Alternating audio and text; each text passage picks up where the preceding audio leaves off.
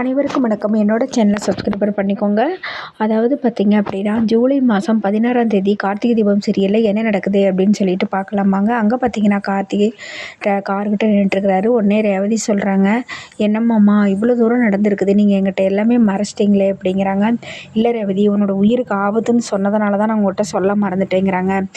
எனக்கு ரொம்ப கஷ்டமாக இருக்குது, நீங்கள் தான் என்னோடய கணவர் அப்படிங்கிற தெரிஞ்சதுக்கப்புறம் எனக்கு அவ்வளோ சந்தோஷமாக இருக்குது ஒரு பக்கம். ஆனால் எங்கள் அம்மா வந்து இவ்வளோ கேவலமாக பண்ணியிருக்காங்க.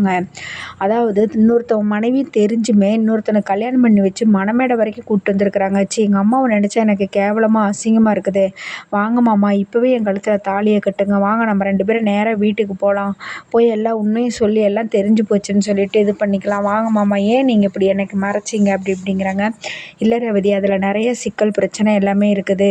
அதாவது உங்கள் அம்மா இப்படி பண்ணுறதுக்கெல்லாம் காரணம் என்ன அப்படின்னா, ராஜசேகரியோட பேரனா அப்படிங்கிறதுனால தான். உனக்கு வந்து நான் அத்தை பையனாக இருந்தாலும் அவங்களுக்கு நான் எப்போவுமே எதிரியாக தான் இருந்துகிட்ருக்கிறேன். அதனால் உன்னை என் கூட சேர்ந்து வாழவே அவங்க விடலை.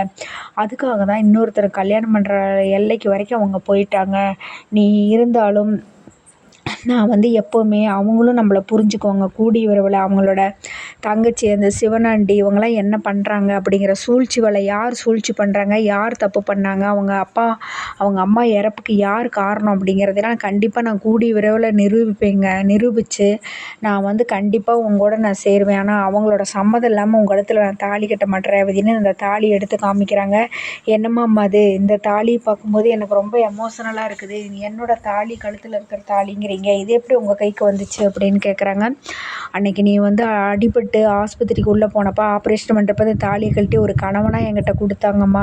ஆனால் நான் இதை என்கிட்ட பத்திரமா தான் வச்சுருக்கிறேன். இந்த தாலியை கண்டிப்பாக உங்கள் கழுத்தில் கட்டுவேன். ஆனால் கொஞ்சம் பொறுமையாக இருமா, நம்ம 2 குடும்பமும் ஒன்று சேரணும். அதுக்காக தான் நான் இவ்வளோ தூரம் கஷ்டப்பட்டுட்ருக்கிறேன். நம்ம 2 குடும்பம், அதாவது கலச பூசை வேறு நடக்க போகுது. அதுக்கு அப்பா கண்டிப்பாக கோயிலுக்கு வரணும். ஆனால் அப்பாவை வந்து கண்டிப்பாக இவங்க விட மாட்டாங்க உங்கள் அம்மா.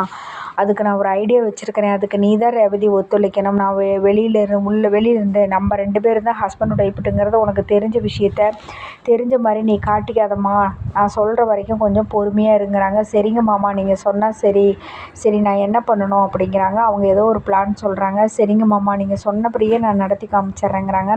சரிம்மா, சரி நீ பார்த்துக்கோ, பத்திரமா இரு, எதை பற்றி கவலைப்படாத, அழுகாத ரேவதி, நான் உன்னை கண்டிப்பாக நான் வந்து கல்யாணம் பண்ணிக்குவேன் அப்படின்னு சொல்கிறாங்க. உடனே ரேவதி நேராக வீட்டுக்கு போகிறாங்க. அங்கே போயிட்டு சாமுண்டீஸ்வரி இதெல்லாம் இருக்கிறாங்க, அவங்கக்கிட்ட பேசிகிட்டு இருக்கிறாங்க. வராவதி எங்கே போயிட்டு வரேங்கிறாங்க. அம்மா, எனக்கு வந்து கல்யாணத்து மேலே இஷ்டம்தான், ஆனால் என்னோடய மாப்பிள்ளையை முடிவு பண்ணிட்டோமாங்கிறாங்க. யார்மா அது அப்படிங்கிறாங்க. கார்த்தி மாமா தான் அப்படிங்கிறாங்க. அதிர்ச்சி அடைகிறாங்க சாமுண்டீஸ்வரி. என்னம்மா சொல்கிறேங்கிறாங்க. ஆமாம், நம்ம குடும்பத்துக்காக எவ்வளோ செஞ்சுருக்காரு, அது இல்லாமல் நான் தப்பான ஒருத்தனோட நான் கல்யாணம் பண்ணாமல் அவர் தடுத்துட்டாருமா, அதனால் கார்த்தி மாமா தான் நான் கல்யாணம் பண்ணிக்க போகிறேங்கிறாங்க. அது என்ன விளையாடுறியா, அப்படிலாம் நீ கனவுல கூட நினைக்கக்கூடாது, நம்மளோட எதிரியோட பேரன் தெரிஞ்சுமே நீ அவனை கல்யாணம் பண்ணிக்கிறேன்னு சொல்கிறது எந்த விதத்தில் நியாயம் அப்படிங்கிறாங்க. அம்மா, நீங்கள் என்ன சொன்னாலும் சரி, நீங்கள் என்ன தடுத்தாலும் சரி, நான் கேட்கவே மாட்டேன்.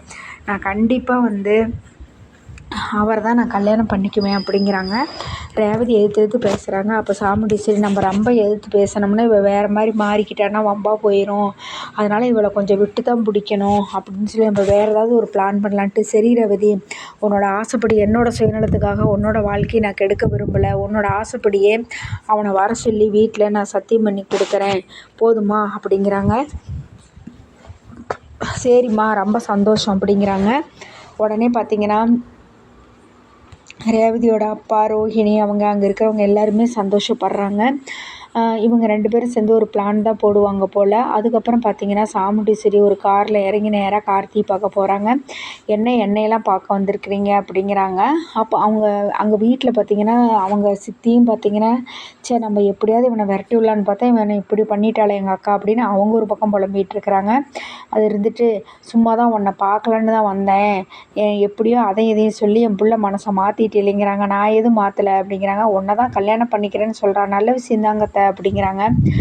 இங்கே பாரு, உங்கள் அப்பா வந்து கலச பூசைக்கு வரணுமா வேண்டாமா, இந்த ஊர் ஜனத்துக்கு முன்னாடி உங்கள் அப்பா கலச பூசைக்கு வரணும்னு சொன்னேல, நான் கண்டிப்பாக அனுப்பி வைக்கிறேன், அதுக்கு தான் நீ எனக்கு ஒன்று செய்யணுங்கிறாங்க. சரி, என்ன செய்யணும் சொல்லுங்க அப்படிங்கிறாங்க. அதாவது வந்து ரேவதி வந்து உன்னை தான் நான் விரும்புகிறேன்னு சொல்கிறா. அப்போ நீ என்ன சொல்லணும், எல்லோரும் முன்னாடியும் நான் உங்களை விரும்பலை அப்படிங்கிறத மட்டும் நீ சொன்னால் போதும் அப்படிங்கிறாங்க. கார்த்தி அப்படியே நிற்கிறாங்க. என்ன வந்து அதோடு பார்த்திங்கன்னா எபிசோடு முடியுது. அடுத்த நாளைக்கு என்ன நடக்க போகுதுன்னு வெயிட் பண்ணி பார்ப்போம். நன்றி, வணக்கம்.